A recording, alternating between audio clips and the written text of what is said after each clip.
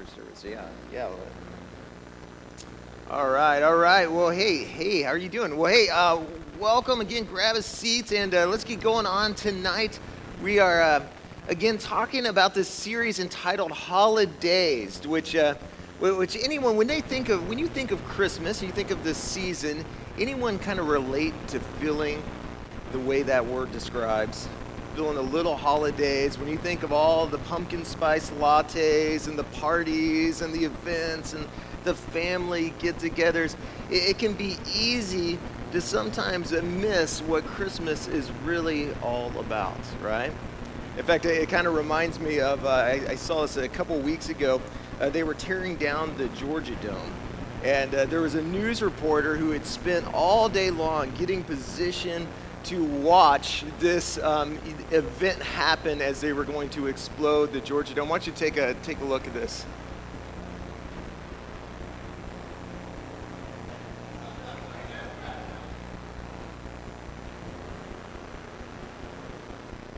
Now there's some words in this that there's a reason it's on silent. So let's just say that he was not super happy about the results of this. All right, that's good. But Christmas can feel like that. I think a lot of us, we have the greatest of intentions. We want to remember, and it's like, man, I need to slow down, remember the reason for the season, and then just sort of life gets in the way, the busyness, the chaos, and sometimes it can leave us feeling more than a little holidays. And so really our hope over these next several weeks is to kind of recapture the heart of the holidays. Recapture the heart of the holidays. And the reason I say holidays is, you might not realize this, but the word holiday is actually made up of two root words, and that's holy days. Holy days. And so our hope over these next several weeks is to kind of look at some practical ways, some things we can do to kind of put the holy back into the holidays. To really remember and get back to the heart of the holidays, the heart of Christmas. And I think for many of us tonight, as we're going to discover, that starts with this heart for worship. Heart for worship, but maybe not the worship we tend to always associate with worship. Maybe not the Crystal Tomlin sing-along or singing the K-Love in our car, or whatever the case is, but the heart of worship in terms of a worship act of generosity. A worship through our giving. Worship through our giving. And so to kind of unpack this, we're going to kind of jump into the Christmas story in Matthew chapter 2, verses 2 through 12. So why don't we take a look here? It says, after Jesus was born in Bethlehem in Judea, during the time of King Herod, Magi from the east came to Jerusalem and asked, where is the one who has been born a king of the Jews? We saw a star when it rose and have come to worship him. When King Herod heard this, he was disturbed, and all Jerusalem with him. After they had heard the king, they went on their way, and the star they had seen when it rose went ahead of them until it stopped over the place where the child was. When they saw the star, they were overjoyed. They were overjoyed. And on coming to the house, they saw the child with his mother Mary, and they bowed down and they worshiped him. They worshiped him. And look at how they worshiped him. They didn't break out in their best rendition of Chris Tomlin, but they actually did something else as an act of worship. Check this out. It says, then they opened their treasures and presented him with gifts of gold, frankincense, and myrrh. And then it goes on, it says, and having been warned in a dream not to go back to Herod, they were to return to the country by another route. But I love that. It says they opened up their treasures. They presented him with gifts of gold and frankincense. They worshipped through this act of giving, this act of generosity. And I love that story, and I think sometimes it can be really easy to kind of read that story, and immediately I think sometimes our minds are kind of drawn to these sort of romanticized versions of like our nativity set, But what's interesting about the story and the Christmas story as a whole is what we might not realize is there's a lot of myths that oftentimes are around the Christmas story. In fact, a lot of myths sort of perpetuated by the form of worship we typically associate with worship, with some of the songs we sing, especially during the Christmas season. For example, like Silent Night, Holy Night. Now, I can, if you've ever been present for the birth of a baby, In fact, I remember when Austin was born, Silent Night is the last thing I would use to describe that moment. It was a lot of yelling and screaming and excitement and me trying to not pass out and seeing the sight of my boy being born. Yes, it was. Silent Night is not how I would describe it, or away in a manger, or all is calm. All is calm. Hey, listen, if there's a baby in a manger and the first thing they see is a cow looking over them, again, not the most peaceful of all settings, right? And so again, especially with this story here, the three kings, right? The three magi. The three wise men is oftentimes they're referred to. Is that, again, there's a lot of kind of assumptions we make, a lot of myths that surround this, such as we oftentimes assume that there were three wise men. But the truth is that there's actually probably a whole lot more than that. We make the assumption there are three because they gave three gifts, but oftentimes when these kind of stargazers or astronomers, as they were, they would oftentimes travel in large caravans. So there was a lot of people, would have been a lot of camels, a lot more people than were recognized that day. But also, and this might really mess up some of your nativity scenes, but they didn't actually show up right on the night that Jesus was born. In fact, some of us went and watched the Star. It was an animated movie of Jesus, and yeah, it was great. I mean, it was great, made for a great movie having the wise men show up right there. But the truth is, they wouldn't have left till the actual night of the birth of Jesus. When they saw the star, that's when they started to travel. So it was several months before they arrived. So maybe when you go home tonight, maybe you can take the wise men and move them from your nativity to the kitchen or something. So, but there's a lot of myths. There's myths that sometimes surround the Christmas story. But not just the story itself. I think, maybe the biggest myth is around sort of the reason for Christmas. Some of the biggest myths are around some of the reasons, some of the purpose, some of the heart behind Christmas. And in fact, maybe the biggest myth of all is this belief that Christmas is about getting more than giving. Getting more than giving. Like it's for me, it's about getting the perfect gift. It becomes about getting the perfect tree or getting the perfect Christmas family photo. And as a result, when it becomes all about getting, we wonder why we're left feeling spent and why we feel like we're left feeling exhausted and left feeling worn out and feel like we missed the very heart of Christmas. Because the truth is, the very heart of Christmas isn't, especially in terms of the worship side of it and adding the holy back into the holidays, it isn't about getting, it's about giving. And so we're going to unpack this by kind of unpacking a few myths, especially when you start hearing about giving. I know the temptation is to kind of lean back and like, oh, here we go. Church is going to talk about money and all these kind of myths, all these hesitations, all these frustrations around it. But I think it's important for us to understand this and to really, develop and step into having a heart for generosity. That this act of worship of generosity. I do think we need to approach and address and unpack a few of the common myths that I think keep so many people from kind of experiencing the blessing that comes with generosity. And the first one is this, is that myth number one is that the more you get, the happier you are. The happier you are. If I can just, again, get that right gift, if I can get that right perfect family photo, if I can get the right tree, then this season I'm going to find a sense of joy, a sense of satisfaction. I'll rediscover kind of the heart of Christmas. And yet the truth is that's not reality. In fact, there's a passage that I came across in my devotions this week that I think kind of speaks to this and really kind of sets it up. It's in Haggai chapter 1, verses 5 through 7. It says, "Now this is what the Lord Almighty says. Give careful thought to your ways. You have planted much, but harvested little. You eat, but never have enough. You drink, but never have your fill. You put on clothes, but are not warm. You earn wages, only to put them in a purse with holes in it." Anyone ever feel like that? Like, man, it's like, man, I'm working as hard as I can to get that promotion, to get that pay raise, to get that extra income, only to, at the end of the day, no matter how much I work to try to get something, I still feel empty, even when I do get it. It never seems like it feels like enough. It never seems to satisfy. We were at a conference some months ago, and they were talking, one of the speakers, he said something. He was talking about burnout.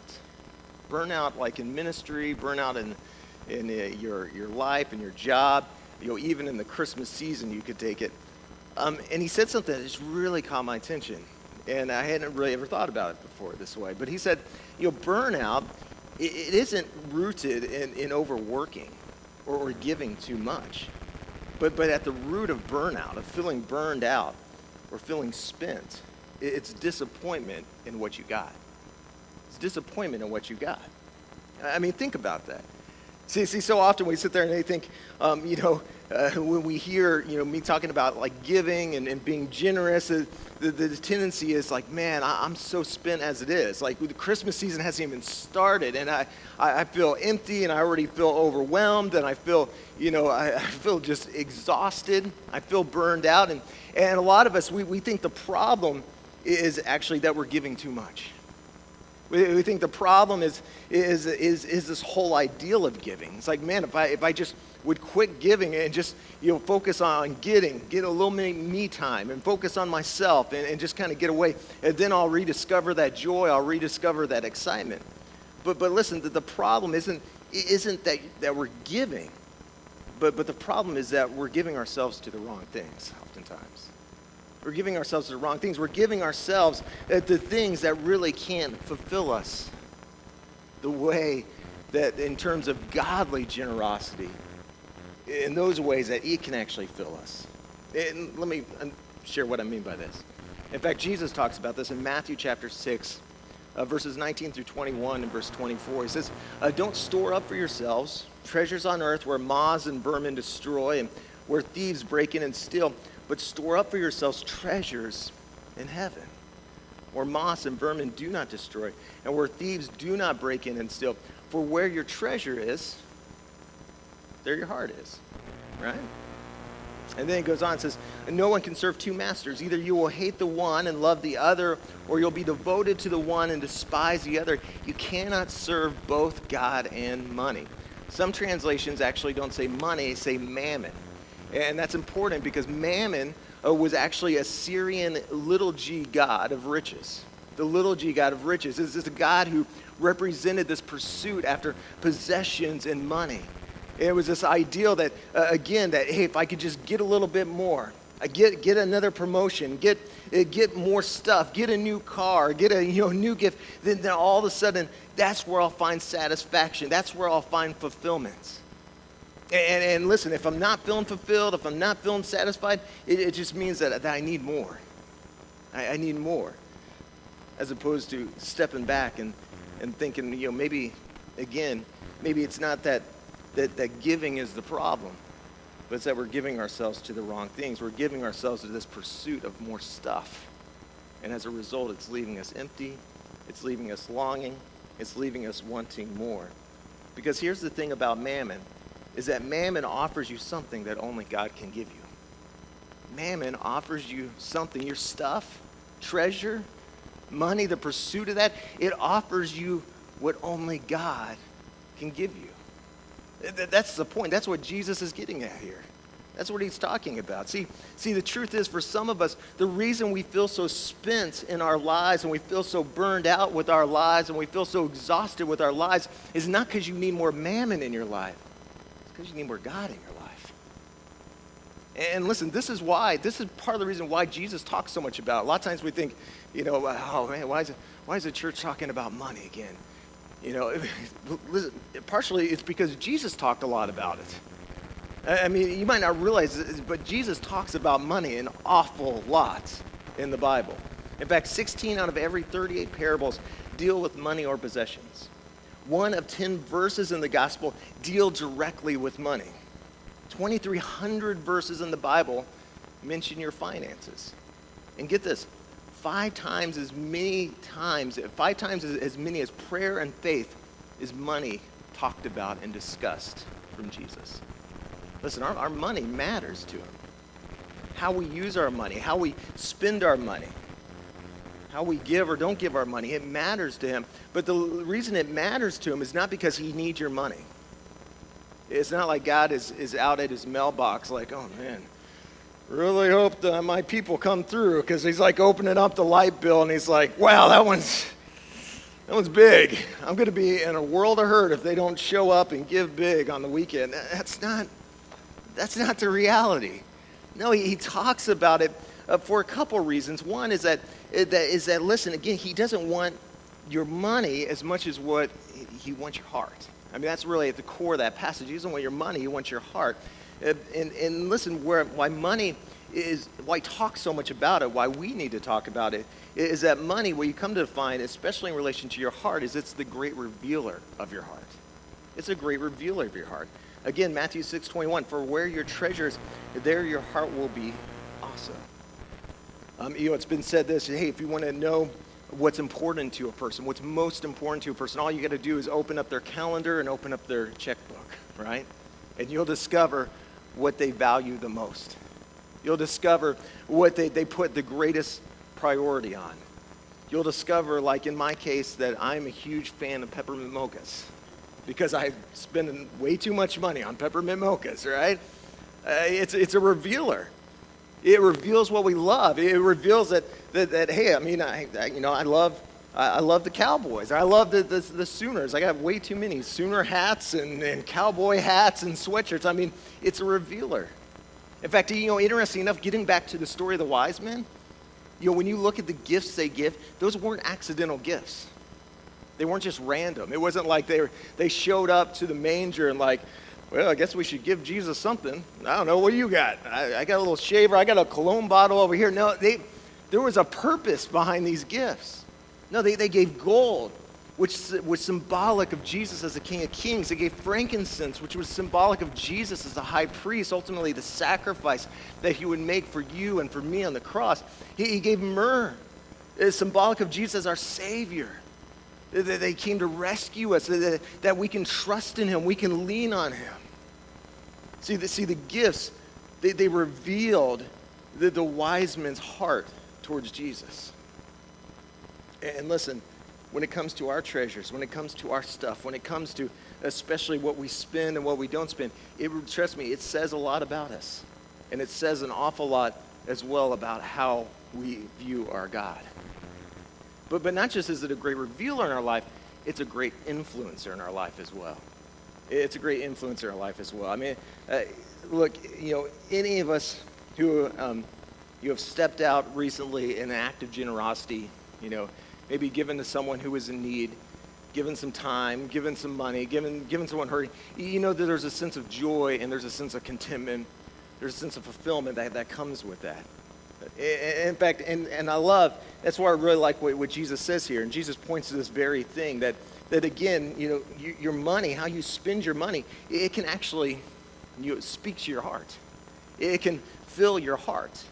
It can bring in some of those things that some of you desperately long for, more joy, more satisfaction, more contentment. When you're giving it for a purpose that's bigger than just yourself. Look what he says, Matthew 6:19. Do not store up for yourselves, again, treasures on earth where moss and vermin destroy and where thieves break in and steal. But store up for yourselves treasures in heaven. And I've shared this before. It's important when it says treasures. He's not saying that when you get up there, you're going to, arrive to a brand new Mercedes-Benz like on the Christmas, commercials on TV, It's not saying you're going to show up and you're going to have a 12-bedroom house and, 3 hot tubs. That's not, when he's talking treasures, that's not what he's talking about. When he says store for yourself treasures in heaven, he's talking about storing up for yourself the very treasures that God treasures. What does God treasure most? Treasures us, treasures people. He especially treasures those who are far from him, who he longs to be back in relationship with. That's the treasures he's talking about. It's like, listen, hey, if you want to experience some joy, you want to experience some fulfillment, hey, listen, it doesn't come in giving yourself for the pursuit of just getting more stuff and more things that hey, are here in one moment, but the moment you die and you go up to heaven, they can't follow you there. He said, no, you want to start experiencing some fulfillment, some satisfaction, some joy in life. Give yourselves to things that actually matter for eternity. Give yourself, give your time, and give your money, and give your, walk in generosity to the things, living a life of generosity for the things that matter most. Listen, I don't think it was by accident that of all the people Jesus, chose to come and show up at the manger, that he would choose a group of stargazers to show up there. Because listen, stargazers, their whole life was living, looking up at the stars, living a life heavenly minded when it came to how they operated their life, how they lived their life, how they functioned in life. This is so important. You want to start experiencing some joy. Listen, hey, money, it's a great revealer. It can also be a great influencer when you're giving it and you're spending on things that actually matter most. And in fact, there was actually a scientific study, because maybe you're like, well, is that really true? There was a scientific study done by a lady, Elizabeth Dunn, and I like what she says. Although much research has examined the effect of income on happiness, we suggest that how people spend their money may be at least as important as how much money they earn. Specifically, we hypothesize that spending money on other people may have a more positive impact on happiness than spending money on oneself. For a start, they suggest that